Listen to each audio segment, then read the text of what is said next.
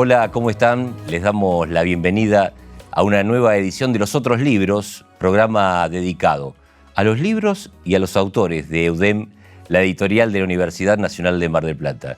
Hoy tenemos el gusto de recibir a Lucía Banús, que es una de las autoras de El Juicio por la Verdad de Mar del Plata. Lucía, bienvenida, ¿cómo te va? Hola Martín, muchas gracias por la bienvenida, muchas gracias por recibirnos. Vengo en representación de todo el grupo, así que bueno, es un mensaje de todo el grupo que nos den un espacio acá, es algo que les agradecemos mucho. ¿Y cómo comenzó la idea de escribir este libro? ¿Cómo eligieron el tema, El Juicio por la Verdad, que se hizo en Mar del Plata? Bueno, primero que todo quiero como introducir, nosotros, digamos, el grupo somos somos un grupo de investigación dentro de la universidad. El grupo se llama Convención Americana de Derechos Humanos y está dirigido por Juan Carlos Blasic, que, digamos, ya viene hace tiempo y fue dirigiendo diferentes proyectos de investigación. Este fue un proyecto que nos llevó entre el año 2014 y 2017, 4 años. Fueron 2 proyectos, uno analizando el juicio por la verdad y otro analizando ya los primeros juicios donde, digamos, que se llaman, digamos, delitos de lesa humanidad que tuvo la Argentina, que después una parte de ese proyecto también está incorporada en este libro. Y bueno, primero por ahí vale la pena aclarar, fue un proyecto de 4 años porque son grupos de investigación a pulmón, ¿no? Como los que se dice nosotros, digamos, quienes pertenecemos al grupo o trabajamos en el Poder Judicial o trabajamos en algún estudio jurídico o en la docencia, y la investigación es como algo ya, qué decir, por afición que hacemos, pero no es por ahí, hay en otras carreras de la universidad que los grupos de investigación son como cosas a los que uno se dedica con becas y todo. Entonces por ahí un proyecto lleva mucho tiempo y no es tan extenso, pero bueno, ha llevado todo ese tiempo. ¿Trabajaron con los expedientes? ¿Hicieron entrevistas? Sí. Hubo varias partes, yo justo a las entrevistas no me dediqué tanto, yo me dediqué más a la compulsa del expediente, o sea, el juicio por la verdad fue todo un proceso que duró muchos años, digamos, en cada jurisdicción del país hubo uno en particular y hay algunos que tuvieron mucho cúmulo, como el de La Plata. Y Mar del Plata también era una ciudad importante porque realmente acá hubo muchas personas desaparecidas, muchas personas víctimas durante la dictadura militar. Entonces hicimos como un análisis porque también con eso, como lo que se analizó es las modalidades de trabajar, no todas las cámaras que trabajaron en esto y tuvieron las mismas metodologías. Y acá un poco lo que analizamos es esto, como los criterios del tribunal después sirvieron para ir desmechando en diferentes causas que después se fueron abriendo con eso. Lucía, surge la idea y la iniciativa se empieza a concretar una vez que se sancionan el indulto y la finalización de todo juicio, ¿no? A aquellos que estuvieron implicados en la dictadura militar. ¿A quién se le ocurre la primera idea acerca de esto? Sí, en realidad la cuestión fue que, digamos, la transición propuesta por Alfonsín tenía como dos variantes, una que tenía que ver con Comisión por la Verdad, en la que se iba juntando la información, la conocida CONADEP, y después el juicio a las juntas, que ya el año pasado fueron 35 años de la sentencia. Pero bueno, eso como que dio el punto final, como vos bien decís. Entonces a partir de ahí había un límite para seguir investigando. Entonces acá tuvo un lugar muy importante. Eso era el punto final. Claro. Fue todo un proceso en el que tuvo un rol muy importante la jurisprudencia de la Corte Interamericana de Derechos Humanos, mejor dicho, la Comisión, en esto de empezar a instalar lo que es el derecho por la verdad. Es decir, más allá de que no haya acción penal, de que no se pueda perseguir a alguien penalmente por el delito cometido, una persona que fue víctima de hechos tan atroces, hechos que vulneraron tan gravemente los derechos humanos, de decir, bueno, por lo menos tengo el derecho de saber la verdad de lo que pasó, de conocer dónde está el cuerpo de mi mamá, de mi papá, de mi hermano, de mi hermana. Entonces, como reconocer esto y obligar, o sea, a los estados, o decir que justamente este derecho como contraposición tiene una obligación para los estados de hacer cosas para que esa verdad salga a la luz. ¿Los imputados iban a las audiencias? Hubo imputados que fueron a las audiencias y eso está un poco en el libro, está en el análisis. Algunos hubo como cosas un poco polémicas, yo tengo que reconocerlo en este momento, porque también algunos eran citados en calidad de testigos a decir cosas y bueno, tal vez bueno, fueron personas que después, más adelante, fueron juzgadas. Obviamente que de lo que yo tengo conocimiento, que yo trabajé en varias causas estas en lo posterior, no es que esas declaraciones han sido usadas en su contra después, pero bueno, Claro. sí forman parte hoy del expediente del juicio por la verdad. Pero fueron muy pocos, no fue una participación, digamos, no es algo que caracteriza al proceso. ¿Y todos los integrantes de los tribunales aceptaron participar? ¿Hubo alguno que dijera, no, esto no me parece procedente? ¿Tenían obligación de hacerlo? Bueno, en realidad sí, o sea, hubo una disposición para que esto sucediera en todas las cámaras. En realidad, como digamos, las jurisdicciones del Poder Judicial de la Nación, o digamos, los juzgados federales penales, tienen una cámara en cada, digamos, por jurisdicción. Sí. Y en este caso, justo Mar del Plata, que es algo que se analiza en el libro, en el proyecto de investigación, es precisamente esto, que acá hubo una discrepancia de la Cámara y el proceso terminó llevándose en el tribunal. Es el tribunal oral, que en realidad fue algo atípico. Al contrario de todo el país, en Mar del Plata tuvo lugar en el tribunal, sí. En el único lugar donde se hizo en un tribunal oral fue en Mar del Plata. En el resto de las ciudades, fue en las cámaras cámaras federales, sí. Así que sí, esto fue todo un proceso y el expediente, el juicio por la verdad, llegó hasta la Corte Suprema.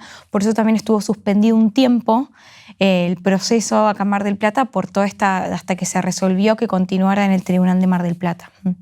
Y se retomaron investigaciones que por ahí habían quedado pendientes en la década anterior, o se empezó cada una de las investigaciones de cero, cada uno de los procesos desde el punto inicial. Claro, en realidad en sí el juicio por la verdad fue un proceso diferente, porque justamente los fines tenían que ver con reunir información, esclarecer verdad. Como era mucho de recibir información, no solo se recibieron testimonios, sino que también mucha documentación. Por ahí había familiares que habían ido recabando cosas durante mucho tiempo y todo eso se aportó al expediente. Después lo que sucedió es que cuando los juicios se reabren, digamos, cuando la Corte Suprema saca los fallos que dan lugar a que se inicien de vuelta los juicios para juzgar penalmente a las personas por los hechos, el juicio por la verdad y todo ese expediente terminó resultando como la prueba principal. Hasta hoy en día, digamos, los procesos que siguen vigentes, el juicio por la verdad es un material de consulta permanente, porque incluso estamos pensando de que ya han transcurrido tantos años que hay muchas personas que o fallecieron o no están en condiciones de declarar, o también la memoria va fallando, ¿no?, a lo largo del tiempo. Claro. Entonces es como que hay testimonios que han sido realmente como fundamentales para poder llevar todas esas investigaciones y llegar hasta los responsables. Ninguna defensa sostuvo que había nulidad por ser un juicio hecho dos veces al utilizar esos elementos del juicio por la verdad, luego cuando se lo juzgó. Creo igual que para poder responder esta pregunta necesitaríamos una materia completa. Realmente hay muchísimos planteos de diversos tipos, pero de nulidades de muchas, sí. Hay muchas cosas y bueno, una cosa son... Y también, bueno, hay muchas posiciones doctrinarias, pero bueno, también está, digamos, la postura de la Corte, que hoy lo que toma son los lineamientos sobre todo de la Corte Interamericana de Derechos Humanos y las obligaciones que tienen los estados respecto a violaciones a derechos humanos que son tan graves y que hay obligación de investigarlas y que son delitos que son imprescriptibles. Así está definido, digamos, ese es el criterio que hoy sigue primando. Lucía, ahora vamos a volver a hablar del libro, pero me gustaría preguntarte, en su momento, cuando lo decidiste, ¿por qué elegiste el derecho? ¿Por qué decidiste ser abogada? Uy, qué pregunta. O sea, si se hago un sincericidio total, tengo que decir que fui un poquito influenciada por mi padre. Pero yo como que creo que siempre tuve este sentido de buscar un mundo mejor o como querer hacer algo respecto de las cosas que sentía que no estaban buenas del mundo. Y el derecho siempre me pareció una herramienta tengo que admitir que en el momento que entré a la facultad mucho más idealizado, y después fui entendiendo que, bueno, que se trataba más de un campo de disputa, que no era que era realmente una salvación llevar un título de abogado, sino que todo el tiempo las cosas se están debatiendo, se están discutiendo y se está instalando una idea de lo que es derecho y de lo que no es derecho. Y justamente en estas causas se ve muy claramente. Bueno, nos debe pasar, me parece, en todas las profesiones esto de tener una idealización y luego encontrarnos con la realidad. Te ha pasado en el derecho y has trabajado en el Poder Judicial de la Nación. Ahí también encontraste por ahí algunas trabas para hacer lo que querías, para desarrollar por ahí, no sé, alguna idea, alguna investigación, y te encontraste con quizás lo que por ahí encontramos en otras áreas del Estado, ¿no? Aquellos que trabajamos en la universidad o trabajamos en diferentes segmentos del Estado, hay una burocracia y hay algunos pasos a seguir. ¿Esto por ahí frenó algo de tu ilusión, de tu entusiasmo inicial? Y puede ser que sí. También yo creo que, yo creo que fue un gran aprendizaje también el tema de a veces aceptar cómo es la situación para ver qué se puede hacer dentro de eso. Realmente las burocracias en general yo creo que son complicadas y a veces, más que todo, lo que yo siento es que hay cosas que podrían demorar mucho menos de lo que demoran, que eso se podría mejorar solamente con un poco de actitud, un poco más de cultura de trabajo en equipo. Creo que eso es algo que le falta mucho al Poder Judicial, pero bueno, también no puedo hablar en general porque también yo he pasado por muchos lugares y he tenido experiencias muy distintas, pero sí que hay muchas, presiones políticas como mediáticas que a veces hacen que algunas cosas vayan más rápido, otras menos. Pero sí, yo creo que principalmente lo que hace a las instituciones es la actitud de las personas, y que lo ideal sería como llevar esa actitud de servicio público, ¿no? Que es lo que es finalmente. O sea, vos estás prestando un servicio público cuando sos parte de las instituciones estatales. Entonces, si vos mantenés esa perspectiva, creo que todo podría ser más dinámico. Sin duda que cuando hablamos de integrantes del Poder Judicial hablamos de seres humanos, de personas como cualquiera, pero muchas veces se ignora o se piensa que el funcionario judicial, hablamos de camaristas, jueces, fiscales, no tienen en cuenta lo que comenta la opinión pública o lo que publican los medios. ¿Tienen en cuenta eso? Yo no sé si lo generalizaría. De hecho, yo he trabajado con personas que están muy al tanto de la opinión pública también. Lo que pasa es que también es algo Yo pienso que sí, que están muy al tanto. Claro, pero sí. En general se cree que no, o ellos intentan dar la imagen de que no les importa. No sé si intentan dar esa imagen. ¿No? Como es algo realmente que siento que no se puede generalizar, porque así como hay cosas que hacen a la institución, también yo he trabajado con muchos jueces y siento que cada uno tiene una forma totalmente distinta. Pero a la vez, por ahí es otra pregunta a hacerse, de si realmente el rol del juez es mirar a la opinión pública, porque, o sea, las decisiones tienen que estar basadas en la opinión pública o en la ley, en el derecho. A veces la opinión pública lleva, discursos que son contrarios a lo que es la ley vigente. Entonces, esto como que es un debate interesante, y que también en cada cuestión y planteo me parece que se dan de cosas distintas para debatirlo, ¿no? Como que no es algo generalizable. ¿Es una excusa, es peyorativo cuando se dice hay dos bibliotecas en el derecho? ¿Es posible eso? ¿Que haya dos interpretaciones de algo que por ahí es muy taxativo? Yo diría que si alguien dice que hay dos, se queda corto o corta. Diría que hay tantas como personas hay, ¿no? Y sí, en parte hay un derecho vigente, pero a la vez, bueno, por algo existen abogadas y abogados, ¿no? Porque se trabaja estratégicamente con lo que hay para decir lo que se quiere decir. Y bueno, por eso yo planteé esto del terreno de disputa. No hay nada que sea tan blanco ni negro. Por eso a veces me causa un poco hasta de gracia cuando hay personas que piensan en estas posibilidades de resolver procesos judiciales a través de, qué sé yo, no sé si se dice algoritmos, como Claro, si alguna claro, máquina claro. pudiera resolver el conflicto. Y bueno, por ahí se evitarían algunas imparcialidades, pero como que me parece que hay tanto por decir que no es como esa matemática, no la vi nunca, con ningún Claro. caso. Y después está también la destreza, la capacidad de quien acusa por un lado y de quien defiende por el otro. Totalmente, sí, sí. Más en los procesos acusatorios, que es, bueno, lo que hoy ya está instalado en los procesos penales y en los que el juez tiene un rol muy reducido, digamos, en que se tiene que basar en lo que se presenta en el juicio. Por eso también son otras verdades, ¿no? Como la verdad es muy relativa y la verdad en los hechos, en los medios y en las calles puede ser una, pero después cuando vas al expediente, a mí me ha pasado al revés, ¿no? Como a veces, viste, uno se sube al reclamo, pero después decís, y decís, no, ¿cómo puede ser que este juez resolvió así? Y no es por defender a nadie, ¿no? Pero después uno va al expediente y después se dice, bueno, pero en realidad todo esto que están diciendo no está acá. O sea, o lo hubiesen traído al juicio o no deberían estar diciendo eso en la calle, ¿no? Como también pasa eso, como hay de todo, como cada caso es un mundo. Volvemos al tema de investigación del libro, a lo que ustedes han plasmado en el Juicio por la Verdad de Mar del Plata, un libro de EUDEM. ¿Había antecedentes de juicios similares en el mundo? No, o sea, un poco también por eso es interesante la investigación y en su momento Juan Carlos Blasic decidió hacerla por este motivo.